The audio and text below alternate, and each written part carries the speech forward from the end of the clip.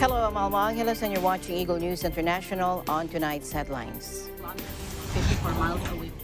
Japan's northeast was rocked by a 7.3 magnitude earthquake, which lasted more than 2 minutes and sparked a tsunami warning. We'll get an update from our EBC correspondent, Tyra Lu. And Ukraine claimed that Russia had destroyed a theater harboring more than 1,000 people in the besieged southern port city of Mariupol, with a toll as yet unknown. And President Joe Biden labeled President Vladimir Putin a war criminal.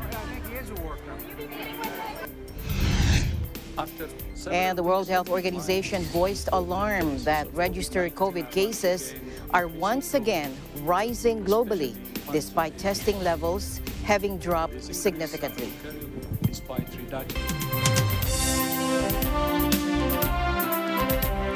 First in our news, to Japan, Japan's northeast was rocked by a 7.3 magnitude earthquake. It lasted for more than 2 minutes, and it even sparked a tsunami warning. The details from Tyra Pilyalu from our Japan Bureau. Tyra. Just less than a week after Japan commemorated the 11th anniversary of the Great Tohoku earthquake that caused a triple disaster in the country's northeastern region, another strong tremor jolted the country Wednesday night, leaving 4 dead, over 100 injured, millions without power, and a derailed Shinkansen or bullet train. According to Japan Meteorological Agency, the 7.3 magnitude earthquake started at 11:36 Wednesday evening. It had a preliminary epicenter of 60 kilometers or 37 miles located off Fukushima's coast, 89 kilometers or 54 miles away where the March 11, 2011 great earthquake hit. Over 2 million households in the northeast Kanto region were without electricity, including 156,000 households in the northeastern part and over 700,000 households in Tokyo. However, electricity provider Tohoku Electric Power Company said they were immediately restored after. 去年の経験から言うと、1ヶ月ぐらいでしょうか。とりあえず今、店舗にある商品を全て他の店舗に移す作業をして、でその後全部商品を抜いた後に、今度建屋も被害を受けてますので、建屋を修復すると。でその後にもう一度商品のセットをしますので、1ヶ月ぐらいでかかるので。Authorities also issued a tsunami advisory in Fukushima and Miyagi of up to 1 meter wave, where an 8-inch tsunami occurred about an hour and a half after the quake along the coastline of Miyagi Prefecture, urging people in affected areas to stay away from the coast, authorities said. After lower waves observed, the tsunami advisory was then lifted off. According to authorities, emergency centers responded to numerous phone calls about emergencies and injuries. 4 have been reported dead. A bullet train was also derailed while on its way to Sendai from Tokyo. Japan East Railway said the Yamabiku 223 applied the brakes immediately as it detected the tremors, but 16 out of 17 cars have been derailed. 3 crews were slightly injured, but none from the 75 passengers were hurt. All 78 were trapped for 4 hours after, but were able to escape through a small emergency exit unharmed. Meanwhile, no abnormalities have been detected from the crippled Daiichi nuclear power plant, and no changes have been observed in the measurement of the radioactivity monitoring post and radioactive dust monitors in the plant. The meteorological agency urged the public to watch out for more seismic activity in the next few days. One official from the agency, Masaki Nakamura, urged people in affected areas to remain vigilant over the risk of mudslides.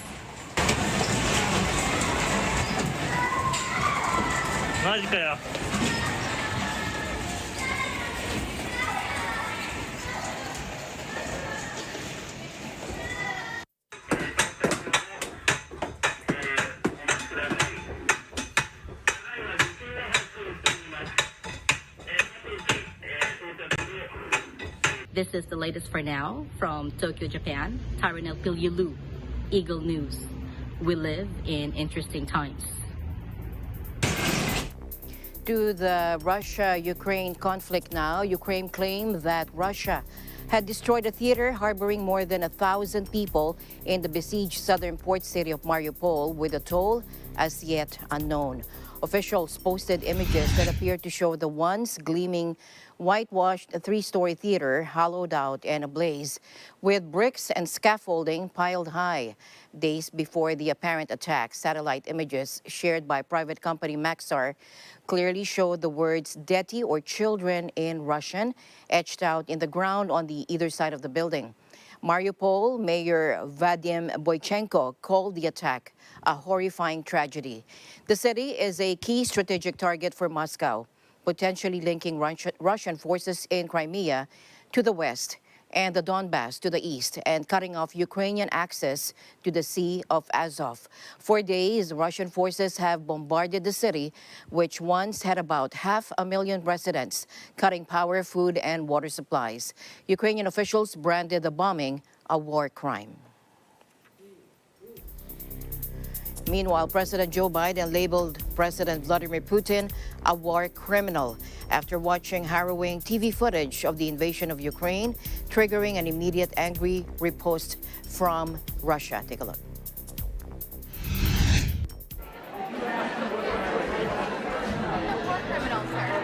Oh, I think he is a war criminal. Will you be meeting with him?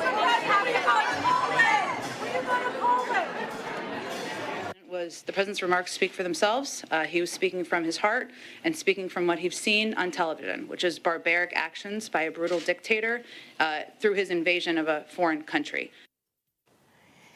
Now, it was the first time President Biden has used the phrase to describe President Putin. President Putin's spokesman Dmitry Peskov told Russian news agencies that Biden's rhetorical attack was unacceptable and unforgivable on the part of the head of a state whose bombs have killed hundreds of thousands of people around the world.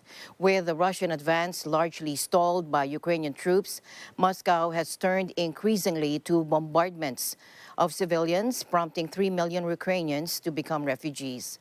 Now, White House spokesperson Psaki said the U.S. State Department already has a legal process that is ongoing to examine Russia's actions. As part of a $1 billion weapons aid package to Ukraine, U.S. President Joe Biden announces he is sending longer-range anti-aircraft systems and the munitions for those systems. Take a look. On Saturday, my administration authorized another $200 million to keep a steady flow of weapons and ammunition moving to Ukraine. Now I'm once again using my presidential authority to activate an additional security assistance to continue to help Ukraine fend off Russia's assault, an additional $800 million in assistance.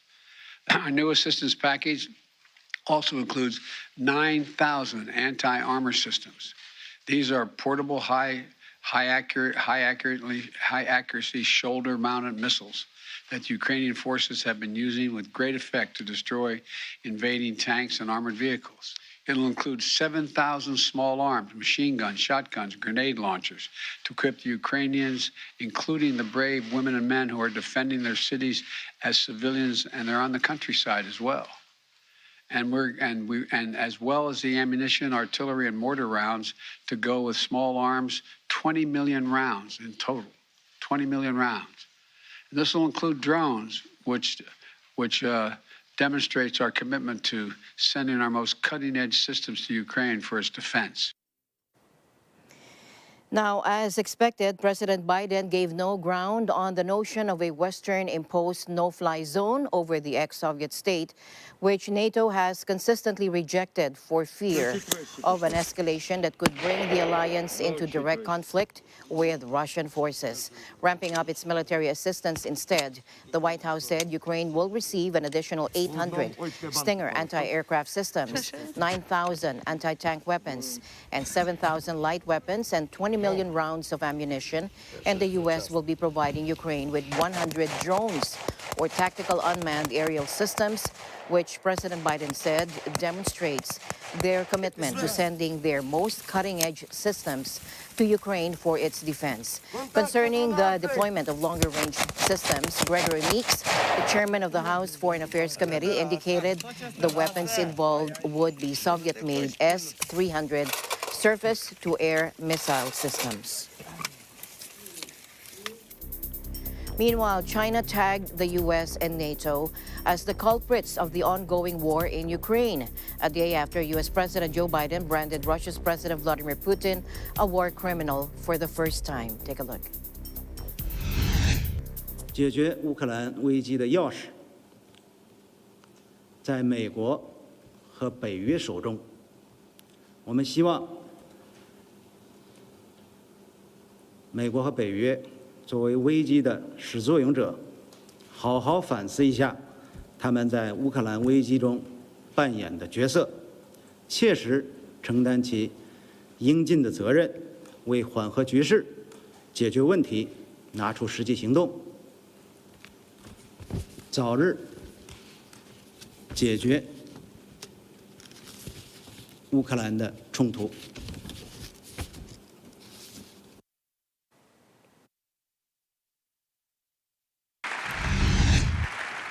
Meanwhile, a day after pleading with the U.S. Congress to send more help to Ukraine, President Volodymyr Zelensky addressed Germany's parliament via video link, and he warned that Russia is building a new wall in Europe and calls on Chancellor Olaf Scholz to tear it down, echoing U.S. President Ronald Reagan's Cold War appeal to Soviet leader Mikhail Gorbachev.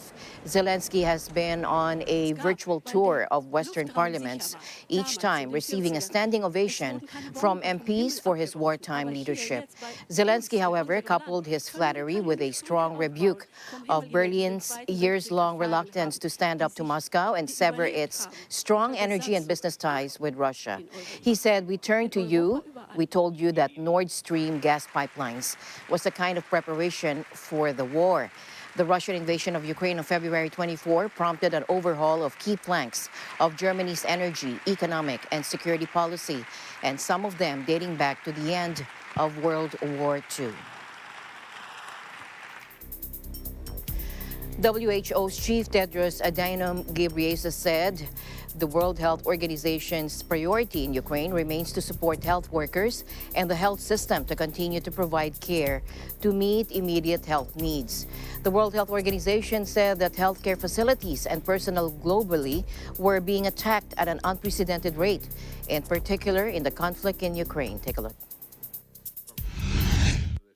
WHO's priority remains to support health workers and the health system to continue to provide care to meet immediate health needs. We have now established supply lines to many cities of Ukraine, but challenges with access remain. So far, we have sent about 100 metric tons of supplies, including oxygen, insulin, surgical supplies, anesthetics, and blood transfusion kits.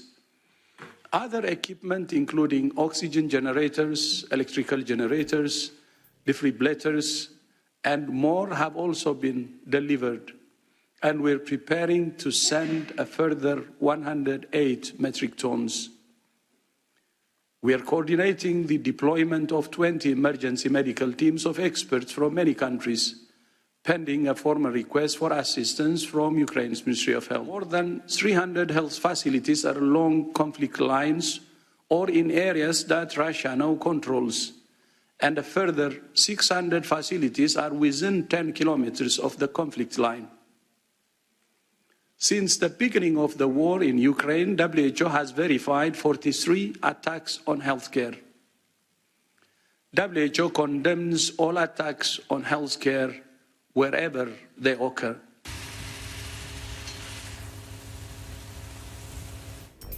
In an impassioned video address to the U.S. Congress, President Zelensky likens Russia's invasion to 9/11 and the attack on Pearl Harbor, which drew the U.S. into World War II. Take a look. своїй величній історії ви маєте сторінки, які дозволяють вам зрозуміти українців, зрозуміти нас зараз, коли це потрібно, саме зараз потрібно найбільше. Згадайте Перл-Харбор. Страшний, трагічний ранок 7 грудня 41-го року, коли ваше небо було чорним від атакуючих вас літаків. Згадайте 11 вересня. Страшний день 2001 року, коли зло намагалося перетворити ваші незалежні території, ваші міста у поле битви, коли були атаковані люди, звичайні, невинні люди, атаковані з повітря, так, як ніхто не чекав, так, як ви не могли це зупинити. Наша держава переживає це щоденно. Now, he also said that this is a terror that Europe has not seen for 80 years. After pleading with allies to impose a no-fly zone and showing a harrowing montage of the devastation brought on Ukrainian civilians, U.S. lawmakers gave him a standing ovation.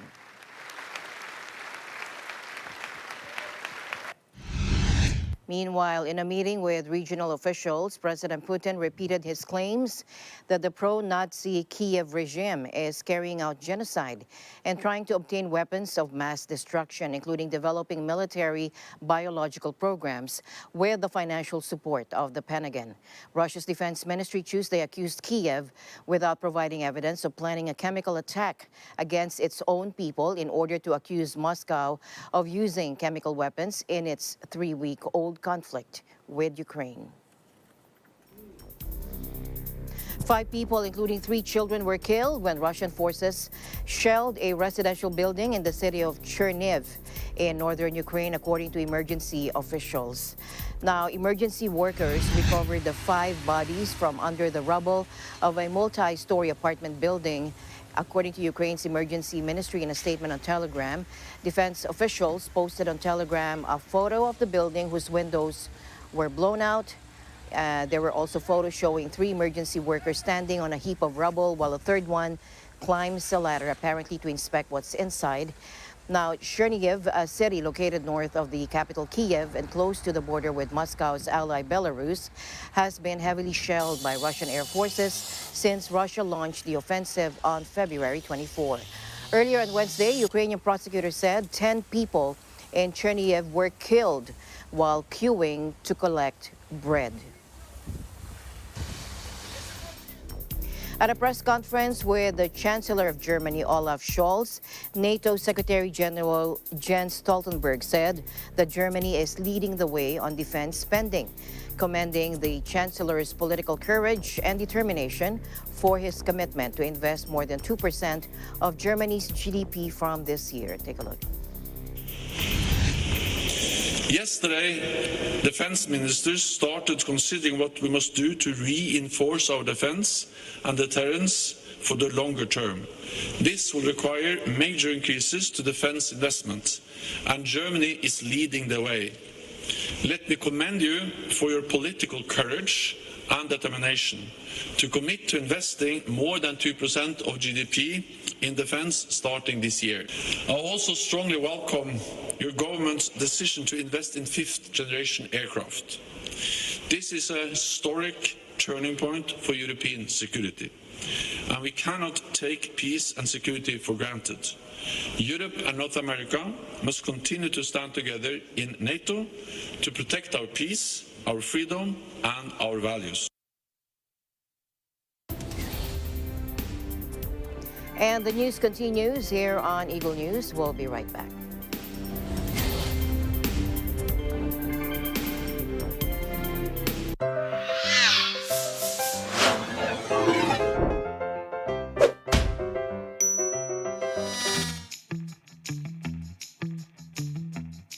Mr. Bawal, may ibis ka, oh. Asan? It's a prank! Okay lang manakot! Pero kung mananakot ka para sa boto, bawal yan! Ayon sa Omnibus Election Code, threats, intimidation, terrorism, use of fraudulent device or other forms of coercion is an election offense. Sino kausap mo? Makaalis na nga, sa iba na lang ako mananakot. Mr. Pwede! Mr. Pwede! May malaking ibis sa likod mo! Nox! Babawi ka pa, ha?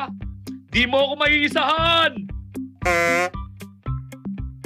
Ako si Mr. Bawal na nagpapaalala sa inyo na ang pananakot para sa boto. Ibis! Hoy! Bawal yan!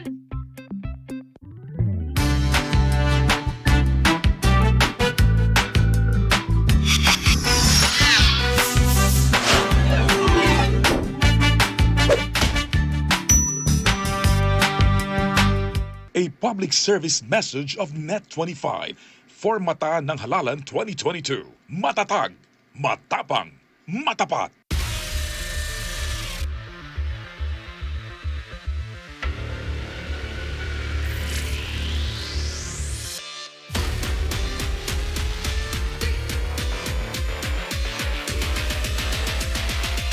Welcome to Mobile Legends!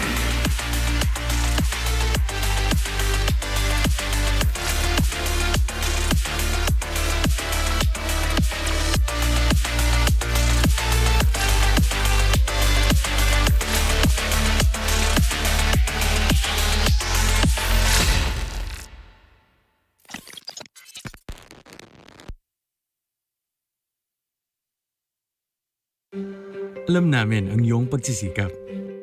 Dama namin ang iyong mga sakripisyo. Kita namin ang pagharap mo sa bawat pagsubok. Kaya sa kabila ng mga hamon ng buhay, nandito kami para umalalay.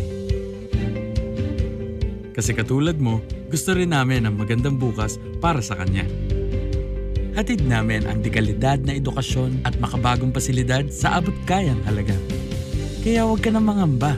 Sasamahan ka namin tuparin ang mga pangarap niya.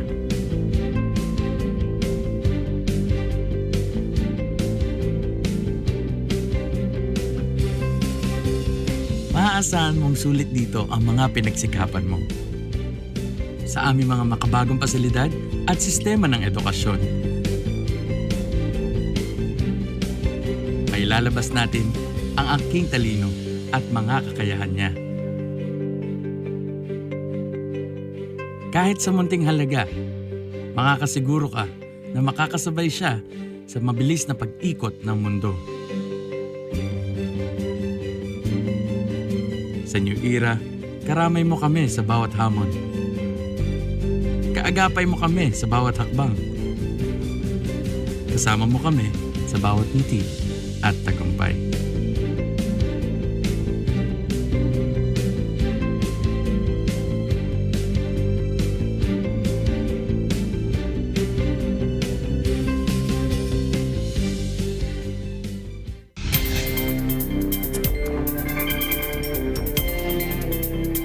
Welcome back. The de-escalation of more regions and provinces to the most lenient Alert Level 1 system is vital to the total recovery of the Philippine economy, that according to Presidential Advisor on COVID-19 Response, Secretary Vince Dizon.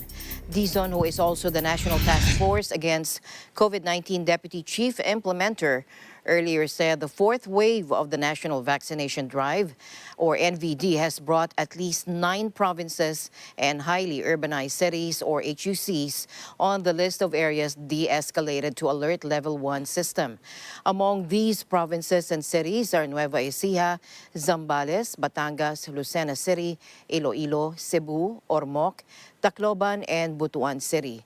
More than 1.4 million have been administered during the National Vaccination Day, 4 as of Wednesday. Central Luzon, Metro Manila, Calabarzon, Central Visayas, and Ilocos region were the areas that have administered the higher number of vaccine doses during the massive vaccination drive that started on March 10. The NVD4 is extended until Friday to select regions and provinces nationwide. Dizon also said the positive development is very timely to the country's efforts towards total economic recovery. Because he said we need to operate our economy to address problems such as fuel and electricity price hike. The World Health Organization has voiced alarm that registered COVID cases are once again rising globally despite testing levels having dropped significantly. After falling for weeks, WHO said reported COVID cases rose globally by 8% last week, with more than 11 million cases and over 43,000 new deaths registered. Take a look. After several weeks of declines, reported cases of COVID-19 are once again increasing globally, especially in parts of Asia. These increases are occurring despite reductions in testing in some countries, which means the cases we're seeing are just the tip of the iceberg.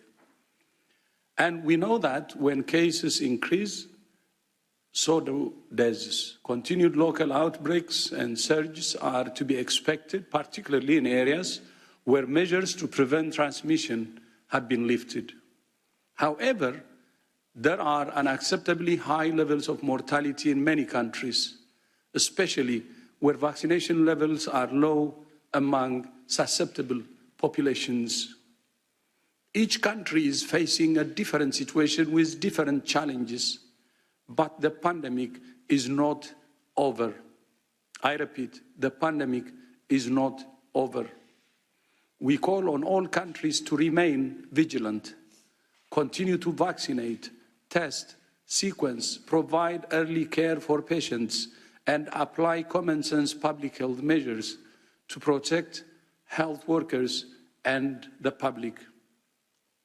We continue to call on everyone to be vaccinated where vaccines are available. So it's a combination of factors that is resulting in this increase. First is we still have Omicron, which is transmitting at a very intense level around the world. We have sublineages of Omicron, BA.1 and BA.2. BA.2 is more transmissible than BA.1 even.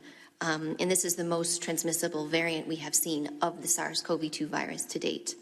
In the context of lifting of public health and social measures, lifting of the use of masks, lifting of physical distancing, lifting of restrictions of limiting people's movement, this will provide the virus an opportunity to spread.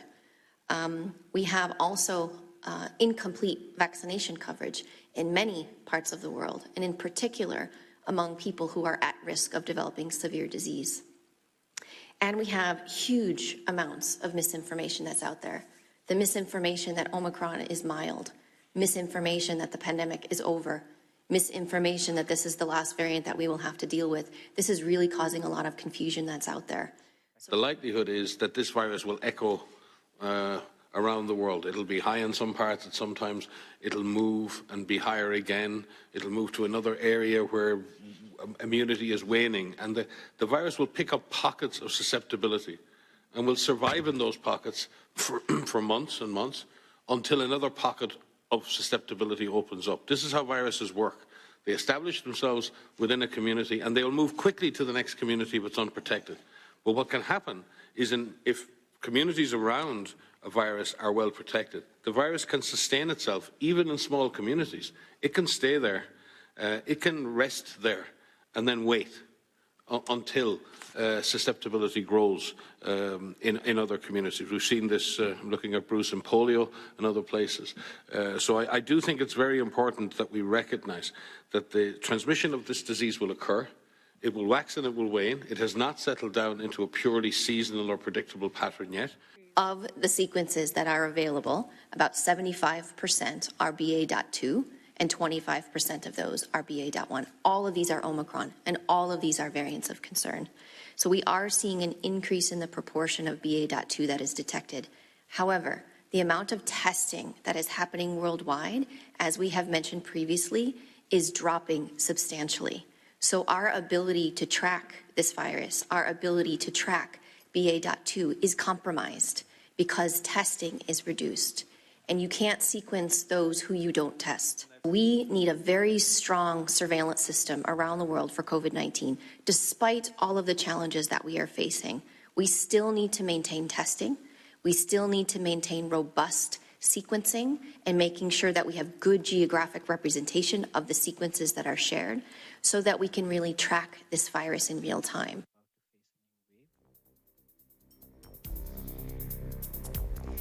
Meanwhile, Hong Kong's leader Carrie Lam said she was mulling easing some of the city's coronavirus restrictions due to waning public tolerance, but could not provide a roadmap out of the current Omicron-fueled crisis. Carrie Lam's administration has been pummeled by all sides over its unclear public messaging and handling of Hong Kong's fifth wave, which has brought nearly 1 million cases and 4,600 deaths in less than 3 months. The jump in case numbers comes despite the finance hub putting in place border restrictions since the pandemic start and deploying some of the harshest social distancing measures outside mainland China. Since Omicron broke through in January, there have been bans on public gatherings of more than 2, restrictions on nighttime dining, and mandatory masking while doing outdoor activities. The latest new restrictions came Thursday when public beaches were also closed. Meanwhile, Chinese President Xi Jinping said the country would stick with its zero-COVID strategy, according to state TV, as the world's most populous nation battles its largest outbreak since the early days of the pandemic. President Xi said, according to state broadcaster CCTV, quote, "We must always continue to put people and life at the forefront, stick to the scientific accuracy and dynamic zero, and curb the spread of the pandemic as soon as possible," unquote. China logged 3,290 new confirmed infections, including 11 severe cases. China, where the virus emerged in Wuhan in late 2019, has largely kept it under control since then through strict measures and has not reported any COVID-related deaths for more than a year. But the highly transmissible Omicron variant is posing a stern challenge to its zero-COVID strategy, resulting in the 17.5 million residents of the southern tech hub of Shenzhen being locked down and other cities also under tight restrictions.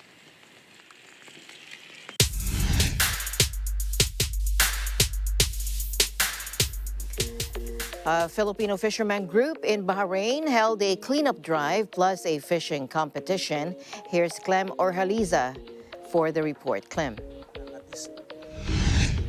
We are here right now in Norana Island, where anglers from all over Bahrain have gathered for the Linis Muna Bago Itcha cleanup drive program, where they simultaneously aim to clean up the beach and hold a fishing competition. The PAB, or Pinoy Anglers in Bahrain, has launched a cleanup drive program promoting the cleanliness and the health of the environment over at Norana Island, where it is a very popular fishing spot among the locals. Fishermen from all over Bahrain, including different groups, have all joined in to pick up some trash from the shoreline. Ang aim ng event na ginawa namin ngayon, bali linis muna bago sa 9th season, makatulong sa kalinisan ng dagat ba, sa mga cleanliness. Para maengganyo din yung ibang anglers na maging malinis din sa dagat. Kumbaga maging responsible na lang din sa kalinisan, hindi yung puro itsa lang. At least may tulong man lang din kami sa dagat. May maibalik kami sa biyayang natatanggap namin. Ang pub nag-umpisa sa iilan members lang. Ngayon umuwi na kasi yung pinaka-founder, si Mr. Joe Matias. Ito nga pala si Mr. Fredo, yung kasama sa founder ng pub na nagbuo. Sila talaga mga original niyan. Hanggang sa dumami dahil sa samahan, sa banding, para sa mga distressed OFW na gustong tumambay din sa tabing dagat. At the same time, nag-enjoy tuwing weekend after work. Para mabawasan yung stress ng mga OFW na hindi yung puro trabaho na lang, at least once a week, meron kami libangan, magkasama-sama kami banding. Aim din ng grupo na to na pagkaisahin yung lahat ng may mga small group kasi ng anglers sa Bahrain. Bali yung pub, yung parang umbrella siya, parang mother group para pag-isahin. Isa lang naman yung aim ng anglers manghuli ng isa at mag-enjoy. Tips para sa mga bagong anglers. Karamihan kasi nahihiya lumapit sa amin. Pero approachable lahat ng grupo, lalo na member ng mga pub at sa ibang mga fishing group. So nandito kami para Hindi naman kami ganun ka-master pero at least may alam kahit papaano, mai-guide namin sila sa tamang setup na gagamitin para hindi din masayang yung pera na bibilhin. Tamang gamit lang din. Pwede nyo i-follow yung namin, Facebook page namin, Pinoy Anglers Bahrain. At saka sa Instagram, ganun din, Pinoy Anglers Bahrain. Pwede mag-message doon. Pwede mag-message, approachable yun. Anytime yun, magre-reply agad ng mga admins doon. Saka sa mga baguhan, huwag kayo mahiya magtanong sa mga hindi naman natin masasabing master talaga. Yung kahit pa paano may alam na konti. Bago ka sumabak, kumbaga sa gera nga, kailangan handa ka muna bago ka sumabak sa gera. Yung kaya ng bulsa lang, importante nag-i-enjoy. Yes, as a beginner, yung may pap-advise namin sa kanila, wag na munang gumasa sa mga kung ano. At least pag-aralan muna nila dapat yung setup na dapat gamitin. At kung wag na munang sumabay sa uso ba. Kailangan magsimula ka sa maliit muna eh. Kumbaga, bago ka pumunta sa magagandang setup, umpisa mo muna sa yung upward ng bulsa mo muna. Fishing is a wonderful pastime, and anglers here in Bahrain are trying to do their best to take care of the environment and seas that are habitat of the fish. Reporting from Bahrain, this is Clem Orhaliza for Eagle News International. Thank you, Clem. Meanwhile, the death toll from a cyclone that lashed northern Mozambique last week has risen to 53, according to authorities in the northern Nampula province. The last official toll was 22, but 31 more bodies have been found in Mozambique district in the wake of Cyclone Gombe, according to local authorities late Wednesday. The area on the Indian Ocean coast is largely inaccessible now as road links have been disrupted by felled trees. The situation is dramatic. The number of deaths may be even higher as we continue to rescue operations in the most affected districts. That, according to Mary Gondola, a senior Nampula official who arrived in the area on Wednesday by ship. Tens of thousands of people have been evicted by the cyclone in Nampula, Mozambique's most populous province. It struck on March 11 and quickly lost strength, sparing the country even worse damage. Around 80 tropical storms or cyclones form above tropical waters around the world each year. The cyclone season in southern Africa lasts from November to April. And we'll be back with more right after this. Take a look.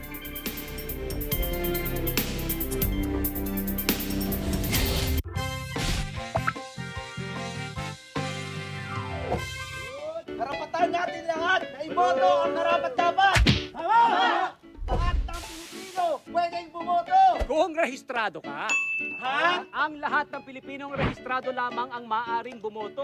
1 taon ang ibinibigay ng Commission on Elections para magparehistro ang mga Pilipinong boboto sa darating na eleksyon. Kailangan gawin ito para maiwasan ang tinatawag na flying voters. Teka, lahat ba kayo nagparehistro na? Opo! Rehistrado kami lahat!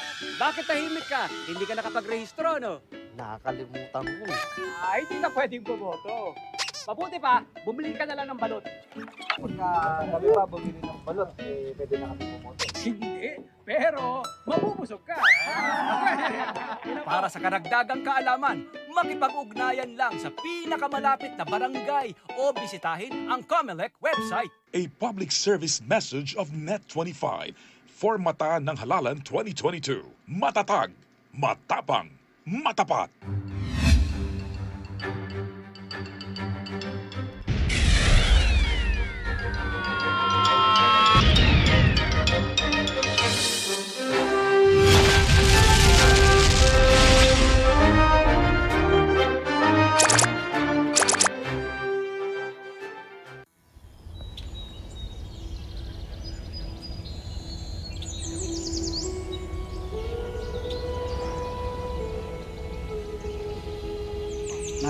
Maraming salamat po, kapatid na Eduardo B. Manalo. Maraming salamat po sa kapatid na Eduardo B. Manalo. Maraming salamat po, kapatid na Eduardo B. Manalo.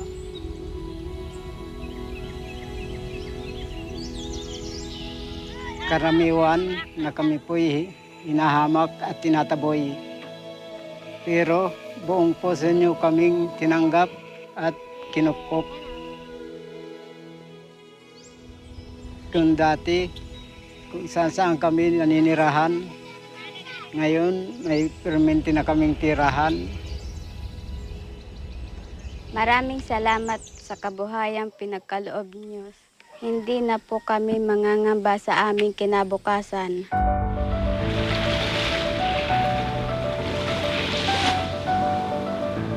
Maraming salamat po sa pagbibigay ng edukasyon sa amin upang matupad na ang aming mga pangarap. Mahal na mahal po namin kayo.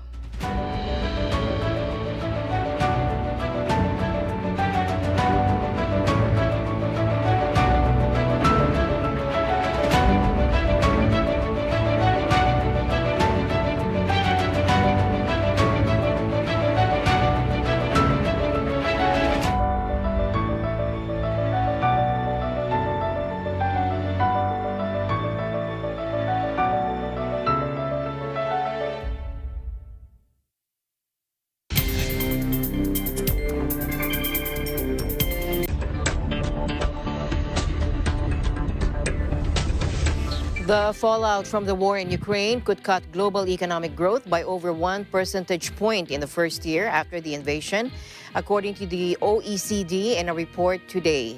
The impact, if sustained, would produce a deep recession in Russia and push up global consumer price inflation by approximately 2.5 percentage points, the group of developed economies said in its report. Outside Russia and Ukraine, the pain would be felt most in Europe, with growth impacted by up to 1.4 percentage points in the Eurozone, according to the Organization for Economic Cooperation and Development. The continent is highly dependent on supplies of raw materials, food and energy from Russia and Ukraine, the prices for which have been sent rocketing by the conflict. The OECD said those countries that have a common border with either Russia or Ukraine would feel the impact most, while bearing the brunt of refugee flows from Ukraine. And oil prices soared today on tensions surrounding key producer Russia as equities diverge, with traders tracking also interest rate decisions and China's pledge to support volatile markets. The price of benchmark oil contract Brent North Sea crude jumped more than 5% to back above $100 per barrel after Russia rejected a ruling from the UN's top court to suspend its Ukraine offensive. Russia's invasion is still dictating price action, given the country's global importance in terms of supply, according to interactive investor analyst Victoria Scholar. Now, the fallout from the war in Ukraine could cut global economic growth by over 1 percentage point, as earlier said, in the first year of the invasion, according to the OECD grouping of developed economies in a report. The impact, it said, again, if sustained, would produce a deep recession in Russia and further increase global consumer price inflation by approximately 2.5 percentage points.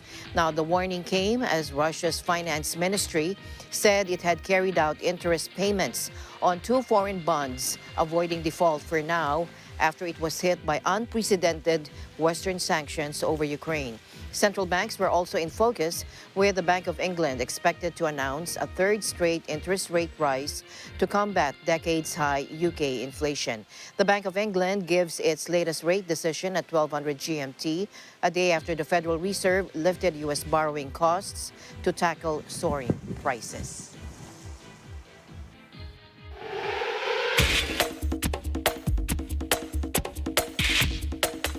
The 2022 BC School Sports Boys Basketball Provincial Championships was held at the Langley Event Center. Here's Zolty Horvath for the report. It was an incredible night in BC for high school basketball as the provincial championships took place at the Langley Event Center in front of a sold-out crowd. It was the first time in 2 years that the provincials were held due to the COVID-19 pandemic. 4 championships took place from 1A up to 4A, and EBC Sports was there for all the action. Starting in the 1A category, we had the defending champs and #1 ranked Unity Christian Flames from Chilliwack against Victoria's #2 ranked Glen Lyon Norfolk Griffins.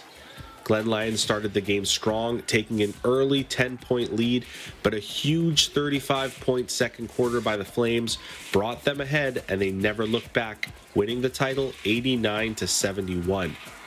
Glen Lion was led by grade 11 star Callum Shillington with 21 points and 7 rebounds, while Unity Christian's Levi Van Egdom took home MVP honors with 35 points and 5 rebounds. Moving on to the 2A title game, number 2 ranked Lambrook Park Lions out of Victoria battled it out against number 4 Westside Wonders of Kamloops. Lambrook Park has always been a powerhouse at the 2A level, and it showed through the first 3 quarters. Lions guard Wyatt Bernesma Stokes put up a game-leading 29 points as Lambrook entered the fourth quarter with a 52-42 lead. The Wonders from Westside dug deep and pulled off the comeback in the fourth, scoring 31 points in the final frame to win the title 73-71. This is Westside's first ever provincial basketball title.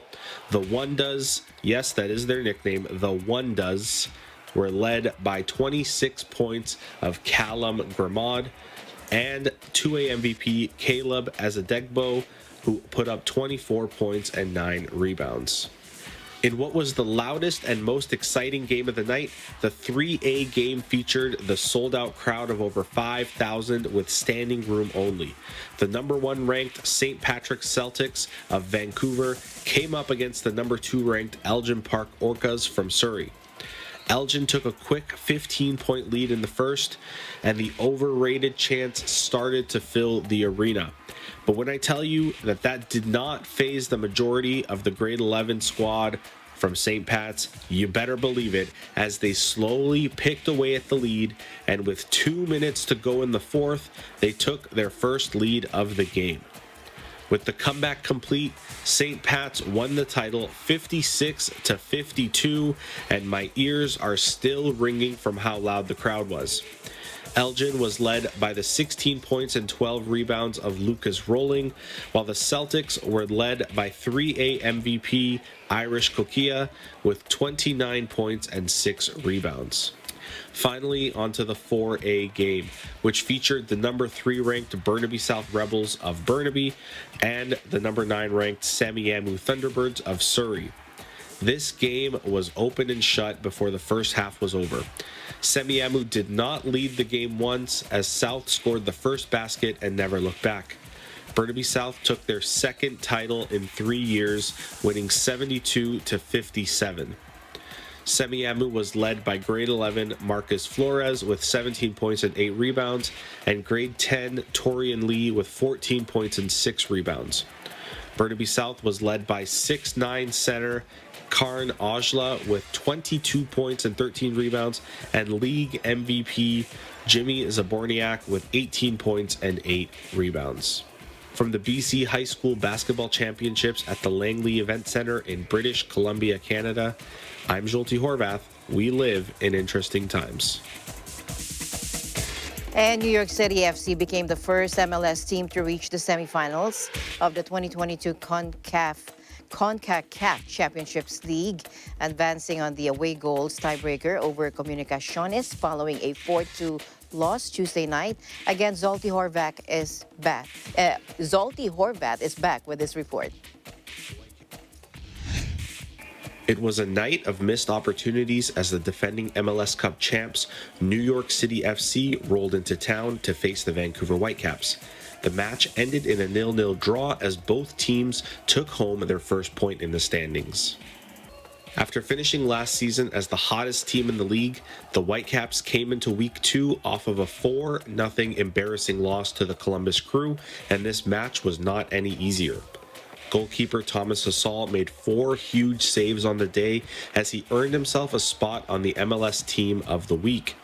Hasal's best save of the night came in the 89th minute when Santiago Rodriguez sent a ball into the Vancouver box, where Thiago Andrade redirected it at the Caps' net.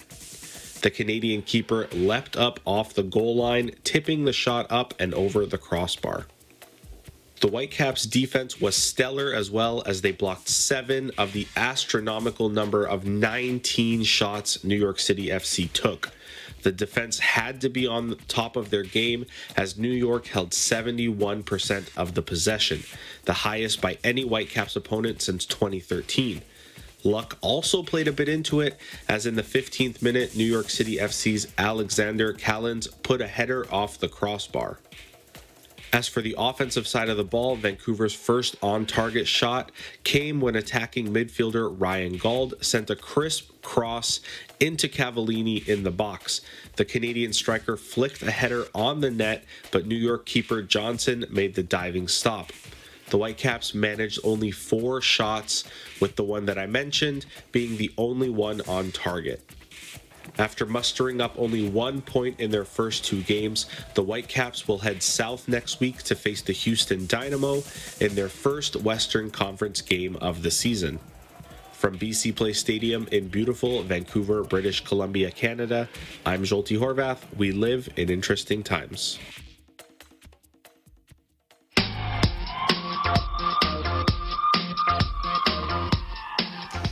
The comedy satire in which Volodymyr Zelensky unexpectedly becomes Ukraine's president, his now wartime job in real life, will be aired again on Netflix, the streaming platform announced on Wednesday. Now, the resurrection of the TV series Servant of the People comes amid a global outpouring of praise for the former comedian, now leading his outgunned country's fight against the Russian invasion. In the 2015 series, Zelensky, who is now 44, plays a teacher who unexpectedly becomes president after a video of him complaining about corruption goes viral. It was a huge hit in Ukraine and launched Zelensky's career in politics. He was elected president in 2019 as the star of a party with the same name as the TV series. He got more than 70% of the votes. Now, the French-German TV channel Arte has been airing Servant of the People online since November 19, citing huge interest. Since the first days of the invasion, channels that have acquired the rights to air the series include Channel 4 in Britain, Ant 1 in Greece, and Pro TV in Romania. The series was first on Netflix from 2017 to 2021.